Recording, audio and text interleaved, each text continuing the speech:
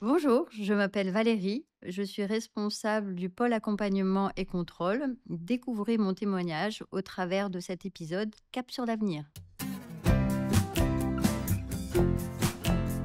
J'ai 57 ans, donc je suis calédonienne, de parents calédoniens.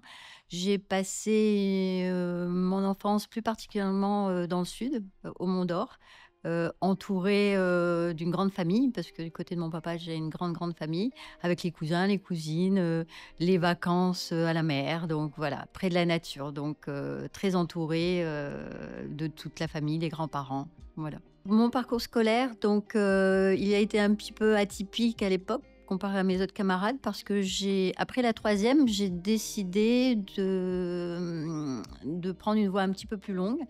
Je me suis dirigée vers le LEP, donc c'est le lycée, professionnel commercial, donc et donc j'ai passé un BEP comptabilité. J'ai également, profité parce que j'avais la possibilité aussi de faire mon CAP comptabilité. Ensuite, j'ai repris un parcours, classique avec une première d'adaptation au lycée Jules Garnier, et pour, finir une terminale, alors c'est terminale G2, donc c'est l'équivalent de comptabilité, je ne sais pas si ça existe maintenant, donc voilà, c'est un terminal comptabilité. Par la suite, j'ai, continué sur un BTS comptabilité. Là, c'était au lycée La Pérouse, donc j'ai fait pas mal d'établissements, sur le territoire. Et ensuite, j'ai décidé de partir, 1 an au Working Holiday sur Brisbane. Donc ça a été une belle expérience parce que j'ai été fille au pair. Donc par rapport à l'éducation que j'avais pu avoir, avec des valeurs telles que, comment dire? Le respect, l'honnêteté, voilà le partage, s'entraider. J'ai réalisé qu'en Australie, les enfants étaient élevés différemment. Donc ça faisait un peu une différence entre l'éducation que j'avais pu avoir ici et l'éducation en Australie. J'avais le choix, mes parents, maman qui travaillait dans un établissement financier et un papa mécanicien. Donc du coup, je me suis orientée côté maman et j'ai fait pas mal de stages de vacances d'été aussi en banque. Du coup, l'amour pour la banque, donc j'ai continué et ça fait 33 ans que je suis à la BCI, donc voilà.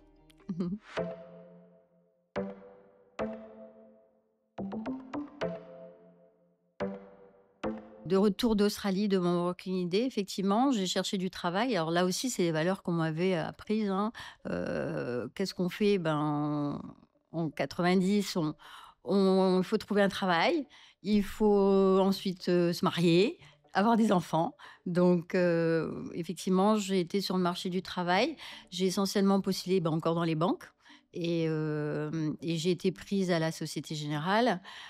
J'ai fait 1 an au niveau du service banque.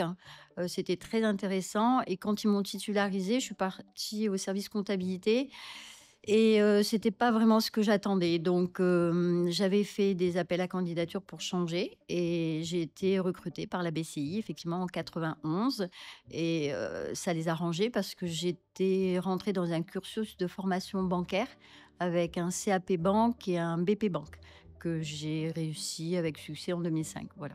Mon parcours BCI, donc j'ai commencé dans un premier temps à travailler à la comptabilité. J'y ai passé 8 ans, une bonne ambiance avec une belle équipe, oui.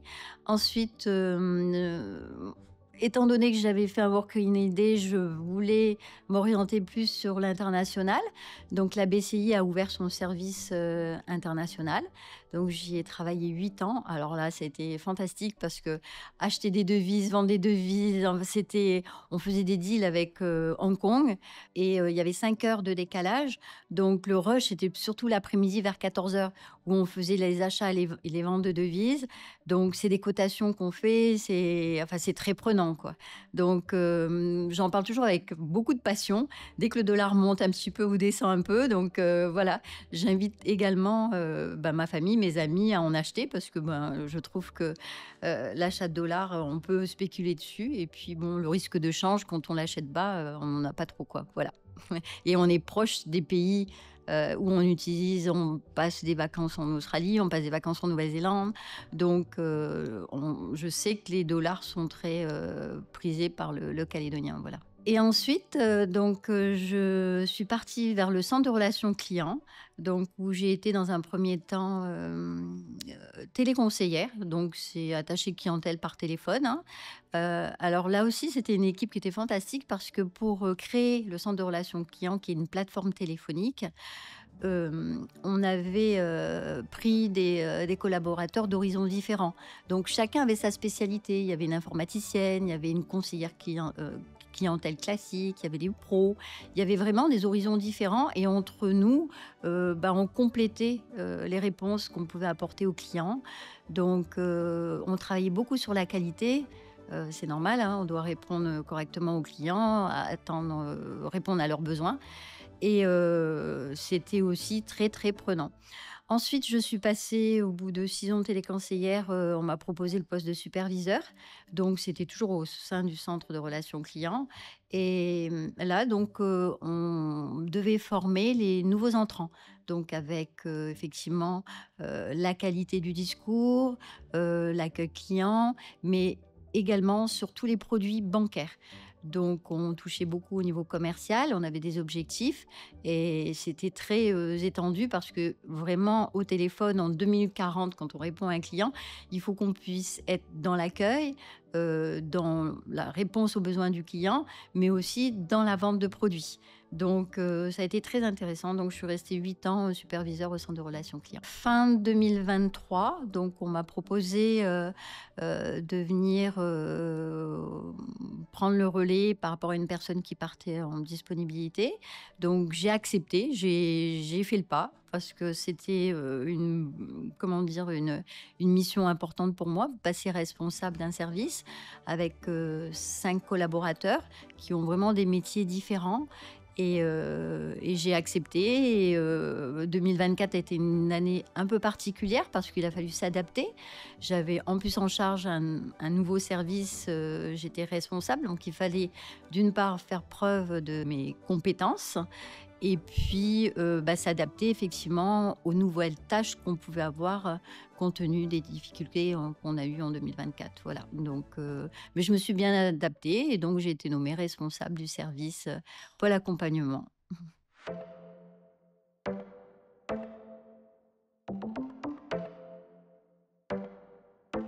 Les compétences à avoir, je pense qu'il faut avoir de la détermination, la patience, et puis, s'accrocher.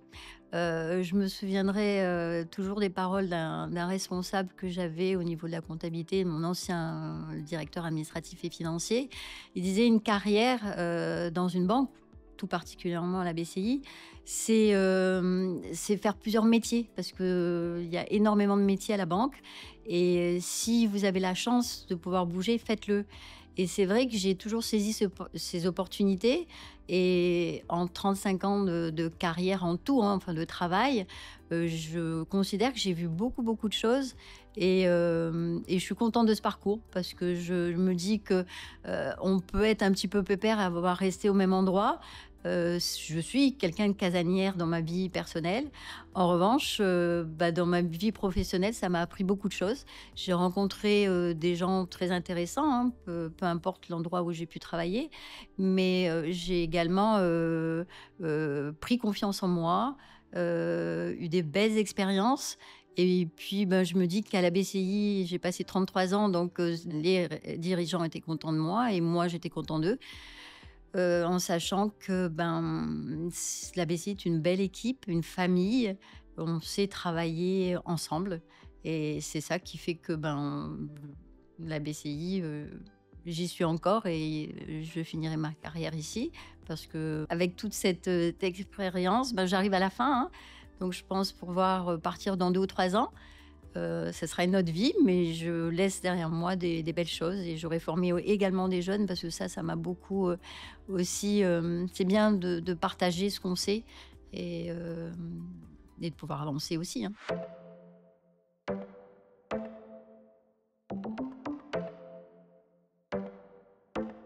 La journée typique, au PAC, hein, pôle accompagnement et contrôle, déjà, quand on arrive le matin, on dit bonjour, on demande comment ça va, voilà, donc c'est toujours chaleureux. J'arrive toujours avec le sourire pour que mes collègues, bah, si je me sens bien, bah, moi aussi, enfin, eux aussi se sentent bien, pardon.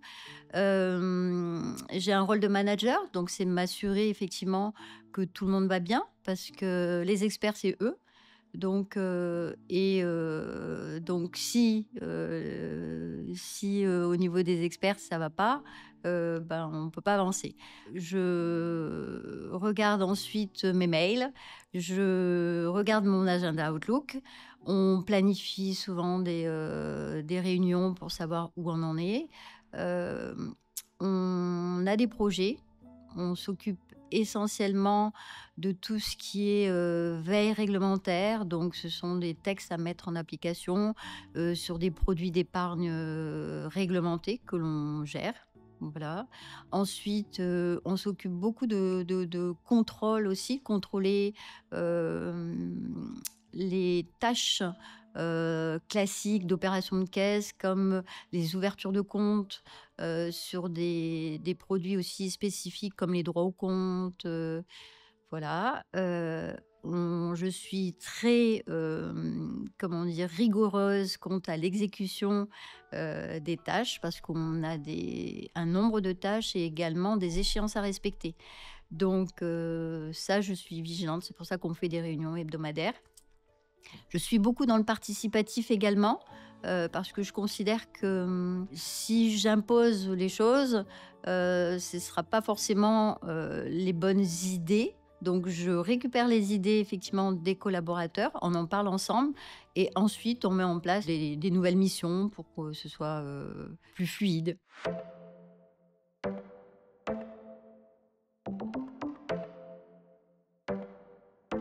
L'équipe est composée effectivement de 5 personnes. Donc, j'ai un chargé de mission réglementaire, j'ai un contrôleur permanent de premier niveau et j'ai un contrôleur de caisse. Ils ont des périmètres différents. Le contrôleur comptable, lui, il s'occupe particulièrement des opérations de caisse, de vérifier les écarts de caisse, effectivement, des collaborateurs qui sont au front avec la clientèle. On s'occupe également des automates qui sont à disposition de la clientèle et effectivement qui facilitent beaucoup les travail des collaborateurs donc en agence. Donc il peut y avoir, ben, c'est des machines, mais il peut y avoir parfois des erreurs. Donc voilà. Au niveau du contrôleur permanent premier niveau, lui, il s'occupe essentiellement des contrôles trimestriels sur les ouvertures de compte pour voir si on respecte bien les process. Si éventuellement et on voit qu'il y a des petits loupés parfois, donc on a des indices de qualité qui mesurent ces contrôles et on peut avoir un rôle d'accompagnement, effectivement. Donc on va aller auprès des équipes, on peut soit se déplacer, soit le faire par mail, soit le faire par téléphone pour les aider, pour voir quelles sont les difficultés, à quel niveau ils n'ont pas compris. On a des procédures aussi qui sont mises à jour parce que ben, les métiers évoluent, les tâches évoluent aussi. Et du coup, on voit si c'est bien en application avec les contrôles qu'on peut faire.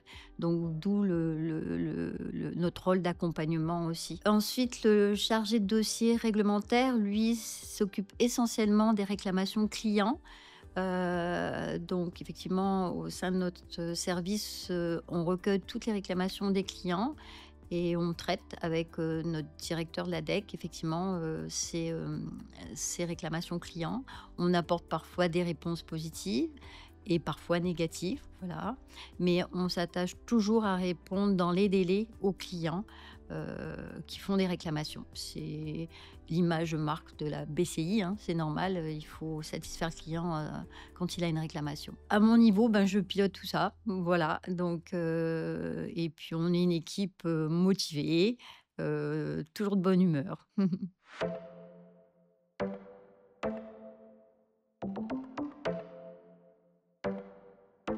Mes passions, parce que j'en ai plusieurs, donc j'aime beaucoup le sport, donc je fais pas mal de sport. C'est diversifié, hein, j'aime bien les marches dans le sud où il y a des beaux espaces. Je fais rarement seule parce que je suis pas très, très, solitaire au niveau j'aime bien partager des beaux paysages. J'aime beaucoup lire, j'aime beaucoup, le cinéma aussi, les séries télé.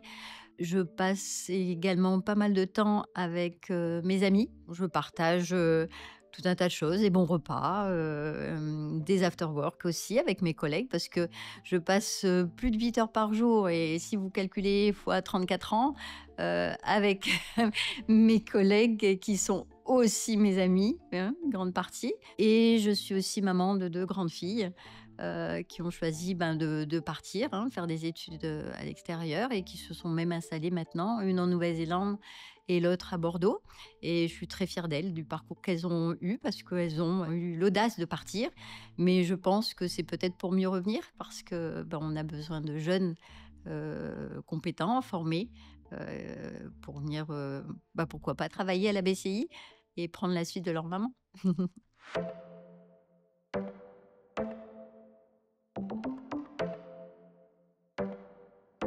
Moi, je me souviens toujours, hein, parce que c'est mes mentors aussi, hein, les anciens responsables, les anciens dirigeants que j'ai pu avoir. Je dirais que une équipe, c'est important, travailler en équipe. Et je dirais un plus un fait 3. Ensuite, côté management, bah, c'est important d'avoir des bons contacts avec ses collaborateurs, d'être à l'écoute, d'être disponible, parce que ça aussi c'est important. Et je dirais également, ça aussi c'est pas de moi, c'est de mon ancien responsable, le management c'est les racines et des ailes. Et donc pour finir, la détermination c'est important, hein, la patience et la disponibilité. C'est ce que pour avoir une carrière, exemplaire, je pense, hein, il faut avoir effectivement toutes ces qualités. Merci d'avoir pris le temps d'écouter mon témoignage au travers de ce podcast. Si vous souhaitez en savoir plus sur les métiers de la BCI, rendez-vous sur le site www.carrière.bci.nc. À bientôt!